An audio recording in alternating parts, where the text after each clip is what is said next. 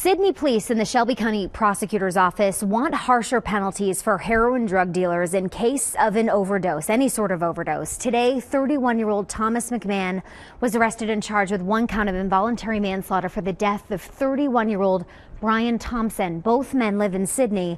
Last Sunday, Thompson was found dead from a heroin overdose.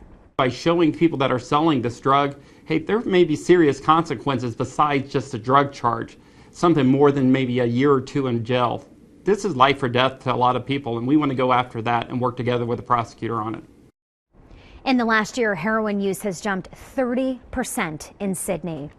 And there is new training available for law enforcement in the fight against heroin. Law enforcement from across the state attended a new training program called Heroin Epidemic Recognition and Investigation in London, Ohio. This was on Wednesday.